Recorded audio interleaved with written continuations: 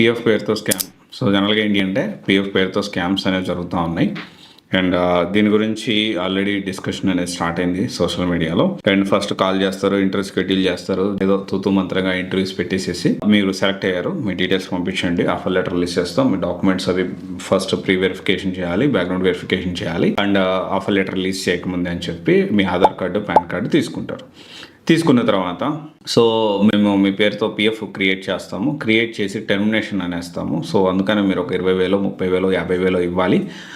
ఇంకొంతమంది ముందుకెళ్ళి దీన్ని ఇంకొక రకంగా ఆల్రెడీ ఓపెన్ చేసేసి సో డెత్ అని పెట్టేస్తామని, టెర్మినేషన్ అని పెట్టేస్తామని ఓపెన్ చేసిన తర్వాత మీరు ఒకవేళ మీరు అనుకున్న డేట్కి ప్రాపర్గా ఇది కావాలి అంటే సో మీరు 50,000 ఇవ్వండి, 20,000 ఇవ్వండి అని చెప్పి థ్రెడ్డింగ్ చేస్తూ ఉన్నారు. సో ఇది డిస్కషన్ అనమాట. దీనివల్ల ఏమవుతుంది, సో ఆల్రెడీ పిఎఫ్ వల్ల చాలా ప్రాబ్లమ్స్ వస్తున్నాయని తెలుసు. ఇక్కడ స్టూడెంట్ ఒక క్వశ్చన్ అడిగాడు, పిఎఫ్ కొన్ని కంపెనీస్ ఎక్స్పీరియన్స్ పెట్టినప్పుడు పిఎఫ్ హడ్డలు ఉంటుంది కదా, ఈపీఎఫ్ దాన్ని ఎలా దాటాలంటే కొన్ని కంపెనీస్ పిఎఫ్ కాకుండా ఇప్పుడు థర్డ్ పార్టీ కానీ లేకపోతే పేరోల్ కంపెనీస్ కొన్ని ఏంటి అంటే సబ్జెక్ట్ ఉంటే చాలు ఇంటర్వ్యూ బేసిస్లో తీసుకుంటూ ఉంటాయి. అయితే ఇక్కడ పిఎఫ్ పేరుతో చేసే స్కామ్ ఇది జరుగుతూ ఉంది. So be aware of that.